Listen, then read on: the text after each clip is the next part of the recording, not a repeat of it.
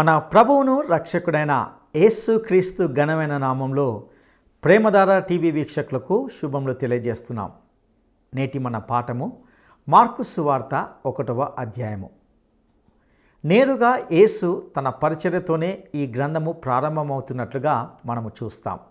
అనగా యేసు ఒక సేవకునిగా పనితోనే ఈ సువార్త ప్రారంభించబడుతుందని ఇందులో గ్రహిస్తాం. ఇందులో బాప్టిస్మం ఇచ్చే యోహాను యొక్క వృత్తాంతాన్ని మరియు ప్రభు యొక్క బాప్టిస్మమును గూర్చి ఇందులో గమనిస్తాం. ప్రభువు బాప్టిస్మము తీసుకున్నాడు అంటే మానవతలోనికి తనను తాను సంయుక్తపరుచుకున్నాడు అని అర్థం.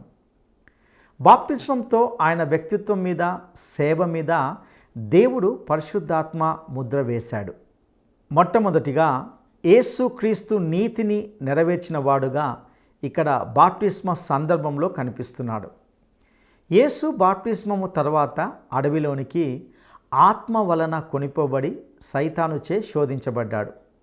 యేసు ఎదుర్కొన్న శోధనలో ఆయన ఏ విధంగా నిలువబడ్డాడనే దానిపై కొన్ని విషయాలను మనం తెలుసుకుంటాం. ఆ తర్వాత ప్రభు సువార్త బోధించడం ప్రారంభిస్తూ తన కొరకు శిష్యులను ఏర్పాటు చేసుకున్న వైనాన్ని ఇందులో గమనిస్తాం. ఆయన అధికారం గల వానిగా బోధిస్తూ దయ్యములను వెలగొడుతూ అనేక రోగులను, ముఖ్యంగా కుష్ఠువాణ్ణి స్వస్థపరిచిన విషయాలను కూడా మనము చూడబోతున్నాం. ఇక నేటి పాఠంలో దేవుడు మనకు నేర్పించబోయే విషయాలను తెలుసుకోవడానికి మనము సిద్ధపడదామా? శ్రోతలు, ఈ రోజున మనం మార్కు సువార్త 1వ అధ్యాయం అధ్యయనం చేయబోతున్నాము. బాప్తిస్మమిచ్చే యోహాను వృత్తాంతం ఇందులో ఉంది. యేసు బహిరంగ సేవ మొదలైంది. సబాతు దినం వచ్చింది. కుష్ఠరోగిని యేసు బాగు చేశాడు. యేసు పరిచర్యతో ఈ గ్రంథం ఆరంభమవుతోంది. యేసు సేవకుడుగా సేవలో ఈ గ్రంథాన్ని పరిశుద్ధాత్మ మొదలు పెడుతున్నాడు. యేసు వంశావళిని ఈ రచయిత ప్రస్తావించటం లేదు. యేసును చూడండి, ఆయన బలియాగాన్ని గుర్తించండి. మార్కు సువార్త 1వ అధ్యాయం 1 నుండి 4వ వచనం వరకు. దేవుని కుమారుడైన యేసుక్రీస్తు సువార్త ప్రారంభం. ఇదిగో, నా దూతను నీకు ముందుగా పంపుతున్నాను. అతడు నీ మార్గము సిద్ధపరుస్తాడు. ప్రభువు మార్గము సిద్ధపరచండి, ఆయన త్రోవలు సరాళము చేయండి అని అరణ్యములో కేక వేస్తున్న ఒక నిశ్శబ్దము అని ప్రవక్త అయిన యెషయా చేత రాయబడినట్లు బాప్తిస్మకుడైన యోహాను అరణ్యములో ఉండి పాపక్షమాపణ నిమిత్తము మారు మనస్సు విషయమైన బాప్తిస్మమును ప్రకటిస్తూ వచ్చాడు. శ్రోతలు, ఇది యోహానుకు, యేసుకు ఆరంభము కాదు, ఇది యేసు సువార్తకు ఆరంభం. యేసు వచ్చాడు, శిలువపై చనిపోయాడు, తిరిగి లేచాడు. ఇదే సువార్త. ప్రారంభం అంటే ఆది. యోహాను సువార్త 1వ అధ్యాయం 1వ వచనం, ఆదియందు వాక్యం ఉండింది. ఆది అంటే అది ఎప్పుడో. మొత్తానికి గత నిత్యత్వంలో ఎక్కడో ఆది తప్పకుండా ఉంది. నిత్యత్వములో నుండి కాలములోకి వచ్చి దేవుడు నిన్ను నన్ను కలుసుకున్నాడు. ఆదికాండం 1వ అధ్యాయం 1వ వచనం అంటోంది, ఆదియందు దేవుడు భూమి ఆకాశాలను సృజించాడు. ఈ ఆది ఎప్పుడు, ఎక్కడా? ఈ ప్రశ్నకు జవాబు దొరకదు. ఆయన సన్నిధిలోకి వెళ్ళినప్పుడు మనము ఎరుగబడినట్లే ఆయనను ఎరుగుదుము. అంతకంటే ఎక్కువ మనకిక్కడ ఇప్పుడు ఏమీ తెలియదు. ఇక మార్క్ అంటున్నాడు, సువార్త ప్రారంభం. 1 యోహాను 1వ అధ్యాయం 1వ వచనంలో ఇదే మాట. ఆది నుండి ఏది ఉండిందో అది, ఆ జీవవాక్యం. యేసుక్రీస్తుకు ఆది లేదు గాని ఆయన శుభవార్తకు ఆది ఉంది. యేసు అవతరించాడు, కాలానికి స్థలానికి కూడా ఆది ఉంది. మార్కు సువార్త మొత్తంలో పాత నిబంధనలో నుండి 2 వచనాలు ఉటంకించబడినవి. మార్కు సువార్త 1వ అధ్యాయం 5 నుండి 8వ వచనం వరకు. యూదయ్య దేశస్థులందరూ, యెరూషలేము వారందరూ బయలుదేరి అతని వద్దకు వచ్చి తమ పాపములను ఒప్పుకుంటూ యొర్దాను నదిలో అతని చేత బాప్తిస్మం పొందుతూ ఉన్నారు. యోహాను ఒంటె రోమముల వస్త్రము మొల చుట్టూ తోలు దట్టి ధరించుకునేవాడు. అడవి తేనెను మెడతలను తినేవాడు. అతడు ప్రకటన చేస్తూ అన్నాడు, నాకంటే శక్తిమంతుడొకడు నా వెనుక వస్తున్నాడు. నేను వంగి ఆయన చెప్పుల వారును విప్పటానికి కూడా పాత్రుడను కాను. నేను నీళ్లలో మీకు బాప్తిస్మమిచ్చాను, కాని ఆయన పరిశుద్ధాత్మలో మీకు బాప్తిస్మమిస్తాడు. శ్రోతలు వింటున్నారా? యోహాను బాప్తిస్మమును ప్రకటించాడు, మారుమనస్సును ప్రకటించాడు, పాపక్షమాపణకు బాప్తిస్మమిచ్చాడు. గాని అది బాప్తిస్మమును బట్టి కాదు, యేసు అనే రక్షకుని కొరకు సిద్ధపాటు మాత్రమే. యేసుక్రీస్తు రాకడ కొరకై సిద్ధపాటుగా యోహాను బాప్తిస్మం ఉపకరించింది. అనగా పాపాలు క్షమించింది యోహాను బాప్తిస్మం కాదు. పాపక్షమాపణాధికారం గలవాడు యేసుక్రీస్తే. బాప్తిస్మకుడైన యోహాను దేవుని దృష్టిలో గొప్ప వ్యక్తి. అతడు విలక్షణమైన మనిషి. అతని దుస్తులు, ఆహారము విలక్షణంగానే ఉన్నాయి. ఈ సేవకై ప్రత్యేకించబడినవాడు యోహాను. ఇతడు యాజకుల కోవకు చెందినవాడు, లేవీయుడు. యెరూషలేము దేవాలయములో యాజక పరిచర్య చేయవలసిన వ్యక్తి. కాని దేవుడు అతణ్ణి ఒక ప్రవక్తగా గుర్తించాడు, ప్రత్యేకించాడు. అతడు అరణ్య సీమలో ప్రబోధాలు చేస్తున్నాడు. అతని మాటలు వినటానికి ప్రజలు తండోపతండాలుగా కూడి వచ్చారు. యోహాను ఒక సంఘంలో, సమాజంలో సేవ చేసినవాడు కాడు. అతడు జనం దగ్గరికి వెళ్ళలేదు, జనమే అతని దగ్గరకు తరలి వచ్చారు. జనసమూహాలను తన ప్రబోధాలతో ప్రభావితులను చేశాడు. బలమైనవాడు, విచిత్రమైన వ్యక్తి, అరణ్యవాసి. అతడు దేవునికి ఎంతో విధేయుడు. యేసు ప్రభువు హెచ్చాలి, తాను తగ్గాలి. ఇదే అతని అనుభవ సాక్ష్యం. యేసు చెప్పులవారును విప్పటానికి కూడా నేను యోగ్యుణ్ణి కాను అంటున్నాడు. యోహానుకు యేసుకు మధ్య ఉన్న అంతరం గమనించాలి. యోహాను ఇచ్చింది నీటి బాప్తిస్మం. అయితే యేసు పరిశుద్ధాత్మ బాప్తిస్మమిస్తాడు. నీటి బాప్తిస్మం సంకేతం, అది మతాచారం. ఈ రోజున నీటి బాప్తిస్మం మతాచారం కాదు, విశ్వాసి యొక్క సాక్ష్యం. యేసు తానే బాప్తిస్మం పొందాడు. ఆ విధంగా ఆయన మానవతతో తనను తాను సంయుక్తపరుచుకున్నాడు. 9వ వచనం నుండి, ఆ దినములలో యేసు గలిలయ్యలోని నజరేతు నుండి వచ్చి యొర్దానులో యోహాను చేత బాప్తిస్మము పొందాడు. వెంటనే ఆయన నీళ్లలో నుండి ఒడ్డునకు వస్తూ ఉండగా ఆకాశము చీల్చబడము, పరిశుద్ధాత్మ పావురము వలె తన మీదికి దిగిరావటము చూచాడు. నీవు నా ప్రియ కుమారుడవు, నీ యందు నేను ఆనందిస్తున్నాను అని ఒక శబ్దము ఆకాశము నుండి వచ్చింది. శ్రోతలు వింటున్నారా? యేసు నజరేతు నుండి వచ్చాడు. ఈసారి ఆయన పరలోకము నుండి వస్తాడు. నజరేతులో 30 సంవత్సరాలు గడిపిన యేసు అక్కడి నుండి యొర్దాను నదీ తీరానికి వచ్చాడు. బాప్తిస్మం పొందాడు.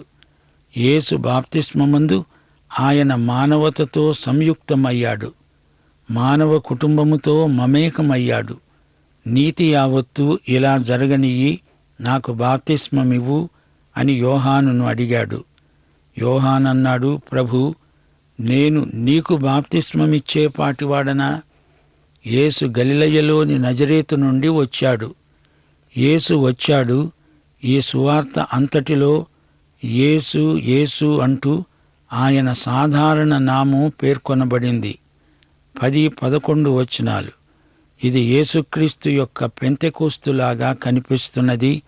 ఇక్కడ తండ్రి, కుమార, పరిశుద్ధాత్మలు ముగ్గురు ఒకచోట చేరారు. యేసు బాప్తిస్మం పొందాడు.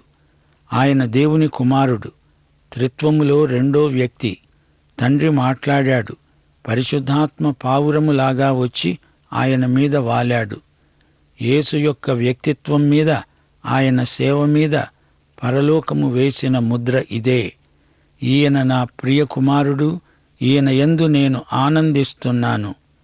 బాప్తిస్మకుడైన యోహాను యేసును మనకు పరిచయం చేశాడు.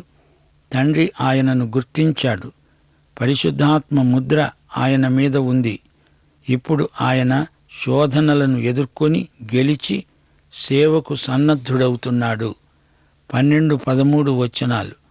వెంటనే పరిశుద్ధాత్మ ఆయనను అరణ్యములోనికి తీసుకొనిపోయాడు. ఆయన సైతాను చేత శోధించబడుతూ అరణ్యములో 40 దినములు అడవి మృగములతో కూడా ఉన్నాడు. దేవదూతలు ఆయనకు పరిచర్య చేస్తున్నారు. శోధనలను జయించి యేసు తన బహిరంగ సేవను ఆరంభించాడు. ఆదాము శోధనల్లో ఓడిపోయాడు. నోవహు జలప్రళయం తరువాత శోధనలో ఓడిపోయి కుప్పకూలిపోయాడు. ఒక సందర్భంలో అబ్రహాము ఓడిపోయాడు. మోషే ఓడిపోయాడు.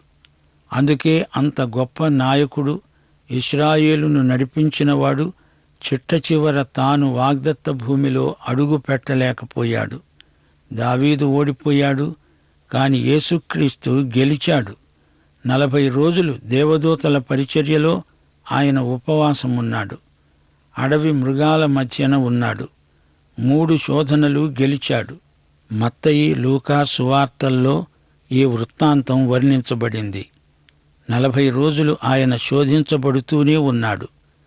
యేసు దేవదూతలతో వన్యమృగాలతో ఉన్నాడంటే దేవదూతలలాగే ఆ వన్యమృగాలు కూడా ఆయనకు సేవ చేశాయి.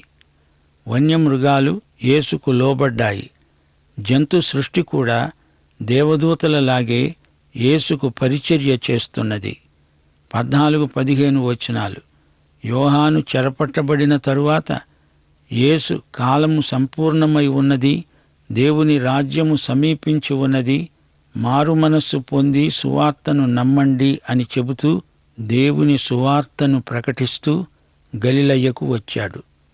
శోధనలు గెలిచిన తరువాత యేసు తన బహిరంగ సేవను ప్రారంభించాడు. యోహాను చెరపట్టబడిన తరువాత యేసు గలిలయకు వచ్చాడు. ఆయన సువార్తను ప్రకటించాడు. దేవుని రాజ్యము సమీపించింది అనేదే సువార్త. మత్తయి సువార్తలో పరలోక రాజ్యము అని పేర్కొనబడింది. పరలోక రాజ్యము ఈ భూమి మీద దేవుని పరిపాలన. కాని దేవుని రాజ్యము ఈ భూమికి మాత్రమే పరిమితము కాదు. విశ్వమంతా, పరలోకం కూడా సమస్తము దేవుని రాజ్య పరిధిలోకి వస్తుంది. గనుక పరలోక రాజ్యము దేవుని రాజ్యములో భాగం. దేవుని రాజ్యము ఈ భూమికి అతీతమైనది. పరలోక రాజ్యం ఈ భూమి మీద స్థాపించబడుతుంది.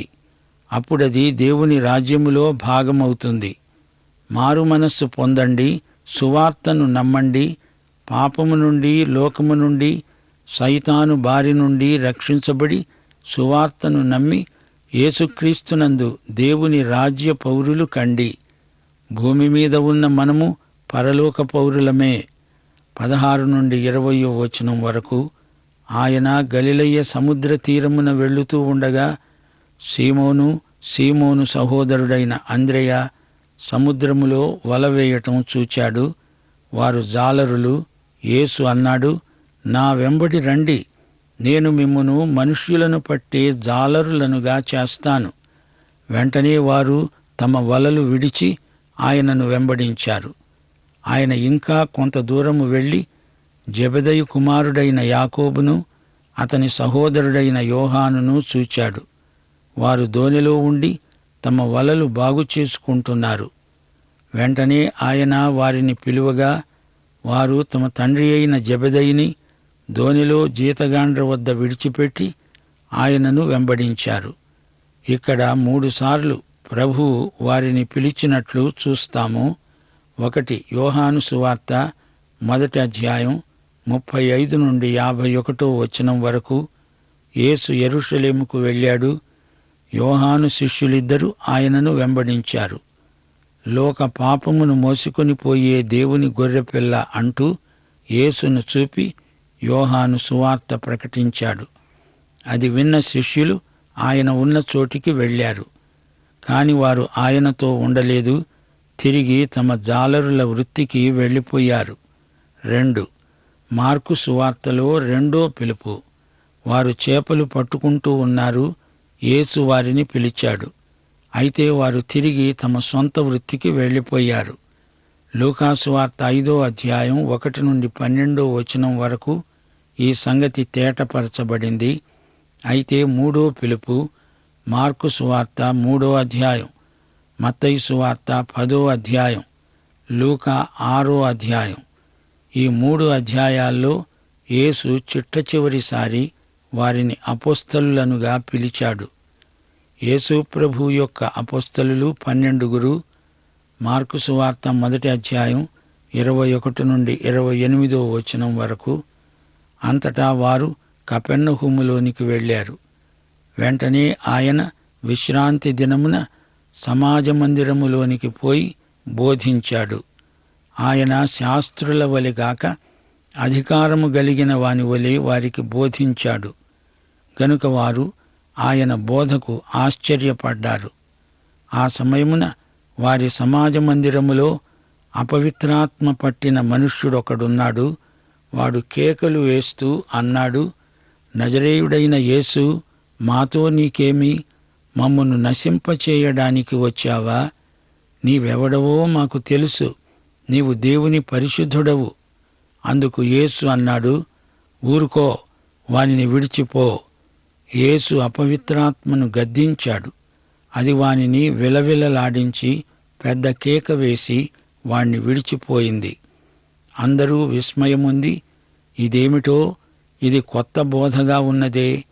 ఈయన అధికారముతో అపవిత్రాత్మలకు ఆజ్ఞాపించగా అవి ఆయనకు లోబడుతున్నవి అని ఒకరితో ఒకరు చెప్పుకున్నారు.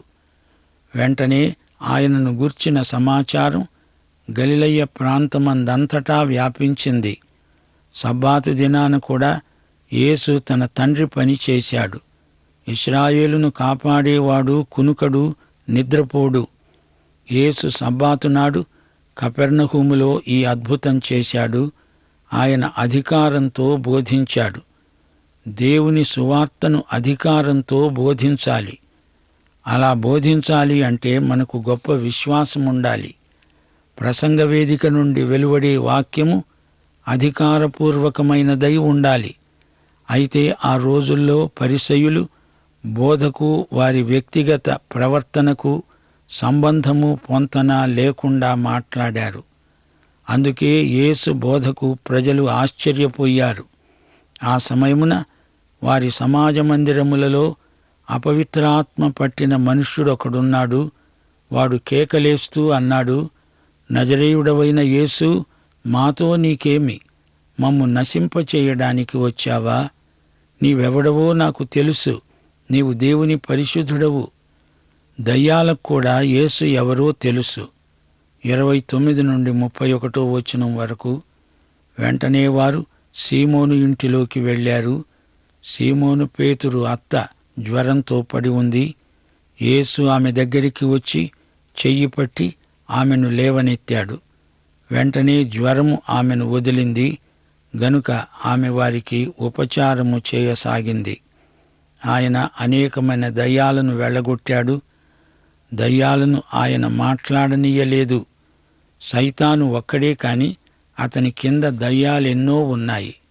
35 నుండి 39 వచనం వరకు. ఆయన పెందలకడనే లేచి ఇంకా చాలా చీకటిగా ఉండగానే బయలుదేరి అరణ్య ప్రదేశానికి వెళ్ళి అక్కడ ప్రార్థన చేస్తున్నాడు. ఆ తరువాత ఆయన అన్నాడు, ఇతర సమీప గ్రామములలో నేను ప్రకటించాలి. వెళదాము రండి. ఇందునిమిత్తమే కదా నేను బయలుదేరి వచ్చాను. యేసు మరణ పునరుత్థానాలే సువార్త. ఇక్కడ యేసు సువార్త ఆరంభం కనిపిస్తోంది. యేసు శిలువ బలియాగంలో రక్షణ సువార్త శేఖర బిందువుకు వచ్చింది. యేసు తన 3 సంవత్సరాల సేవాకాలంలో ఆ ప్రాంతమంతటినీ సువార్తతో పూర్తిగా నింపివేశాడు. దయ్యాల శక్తి యేసు సువార్తకు చిన్నాభిన్నమైపోయింది. మోషే కాలంలో, తరువాత ఏలియా కాలంలో, యేసు ప్రభు సేవా కాలంలో దయ్యాలు పెచ్చరిల్లిపోయాయి. యేసు దయ్యాలను గద్దించాడు. ఈగలను తోలివేసినట్లు వాటిని తరిమేశాడు.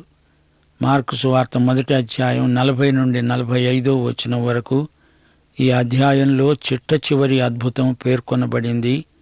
ఇక్కడ కుష్ఠురోగి కనిపిస్తున్నాడు.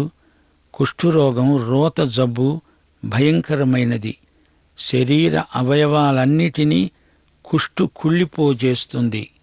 కుష్ఠురోగి సమాజానికి దూరమైపోతాడు. అతడు బహిష్కృతుడు. ఒక కుష్ఠురోగి ఆయన వద్దకు వచ్చి ఆయన ఎదట మోకాళ్ళూని ఆయనను వేడుకున్నాడు. నీకిష్టమైతే నన్ను శుద్ధునిగా చెయ్యగలవు. ఆయన కనికరపడి చెయ్యి చాపి వానిని ముట్టి అన్నాడు, నాకిష్టమే, నీవు శుద్ధుడవు కా. వెంటనే కుష్ఠురోగము వాణ్ణి విడిచింది గనుక వాడు శుద్ధుడయ్యాడు. అప్పుడాయన ఖండితంగా ఆజ్ఞాపిస్తూ అన్నాడు, ఎవనితోనూ ఏమి చెప్పకు సుమి.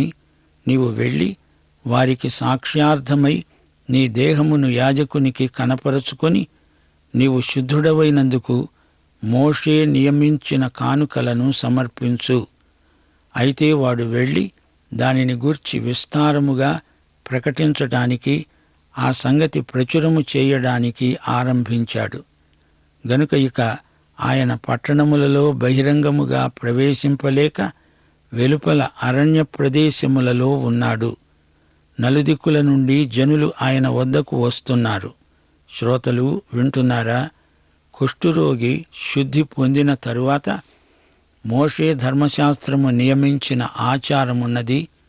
దానిని యేసు ప్రభు కొట్టివేయలేదు.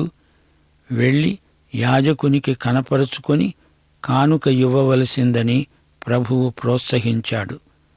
స్వస్థపడిన కుష్ఠురోగి తన అనుభవాన్ని ఇతరులకు చెప్పకుండా ఉండలేకపోయాడు.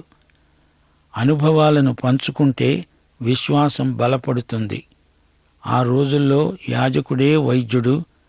వైద్యుడు స్వస్థపడిన రోగిని గురించి ఇచ్చిన సాక్ష్యం బలమైంది. అది మెడికల్ సర్టిఫికెట్. అయితే వైద్యులకు వైద్యుడు, పరమ వైద్యుడు యేసే. యేసు బాగు చెయ్యగలడు అని కాదు, బాగు చెయ్యటం ఆయనకిష్టం అనే దానిపై మన విశ్వాసం ఆధారపడి ఉంటుంది. ఈ సంఘటనలో ఈ పాఠం మనం నేర్చుకున్నాం. యేసు ఎవరితోనూ చెప్పవద్దంటే అందరికీ చెప్పాడు. ఈ రోజున యేసు అందరికీ చెప్పమంటే ఎవరికీ చెప్పని వారున్నారు. కుష్ఠురోగి యేసు చెప్పనిది చేశాడంటారా? ఈ రోజున యేసు చెప్పింది చెయ్యని వారు అనేకులున్నారు. దానికేమంటారు? పాఠం ఇంతటితో సమాప్తం. ప్రభు అయిన యేసుక్రీస్తు వారి దివ్యకృప, తండ్రి అయిన దేవుని పరమ ప్రేమ, పరిశుద్ధాత్మ యొక్క అన్యోన్య సహవాసము మనకు సదాకాలము తోడై ఉండునుగాక. ఆమేన్. ప్రియులరా, ఇంతవరకు విన్న సందేశం మీకెంతో సంతోషాన్ని కలిగించిందని నమ్ముతున్నాం. యోహాను బాప్టిస్మము యేసు రాకడ కొరకు ప్రజలను సిద్ధపరిచింది. యేసులో పాప క్షమాపణ పొందడానికి వారిని అప్రమత్తుల్ని చేసిందని, యేసు అనుగ్రహించు రక్షణే ప్రతి ఒక్కరికి ప్రాముఖ్యమైనదని మనము తెలుసుకున్నాం. యేసు ఇచ్చే బాప్టిస్మము పరిశుద్ధాత్మ బాప్టిస్మమై ఉందని విన్నాం. యేసు 40 దినాలు ఆత్మ వలన అరణ్యానికి కొనిపోబడి సాతానుచే శోధించబడ్డాడు. ప్రియులారా, మిమ్మును విశ్వాస విషయమైన పరీక్ష కొరకు దేవుడు అనుమతించినప్పుడు ప్రభు వలె జయించగలమా అనేది ప్రశ్న. ఇది ఎవరికి వారు తీర్మానించుకోవాల్సిన విషయంగా ఉంటున్నది. బైబిల్ వ్యక్తుల ఓటమిని గూర్చి ఎట్టిదో విన్నాం. ప్రతి ఒక్కరూ అక్కడక్కడ పడిపోయారు, కానీ యేసు ఎన్నడూ ఓడిపోలేదు. శోధనలు జయించి సేవ చేశాడు. విశ్వాసులైన మనం ఈ లోకంలో ఉండగా తప్పక ప్రతి శోధన, పాపము మరియు పాపపు సమస్యలన్నిటినీ మనము జయించవలసి ఉన్నాం. ఎందుకంటే ప్రభువు శోధనలన్నిటినీ జయించాడు గనుక. ఈ అధ్యాయంలో యేసు మొదటగా కుష్ఠరోగిని స్వస్థపరిచాడని విన్నాం. యేసు మన పరమ వైద్యుడు. ఆయన బాగు చేయగలడనే సత్యం కంటే బాగు చేస్తాడని విశ్వసించడం ప్రాముఖ్యమైంది. ముఖ్యంగా యేసు మన పాపం అనే రోగాన్ని బాగు చేయగల పరమ వైద్యుడు. అట్టి గొప్ప వ్యక్తిని నీ జీవితంలోనికి ఆహ్వానించగలిగావా? అట్టి కృప దేవుడు మీకు దయచేయును గాక. ఈ పాఠం ద్వారా మీరు పొందిన సంతోషాన్ని మరియు మేళ్లను మాకు తెలియజేస్తారు కదూ. మేము మీ కొరకు ప్రార్థన చేస్తాం. దైవాశీస్సులు.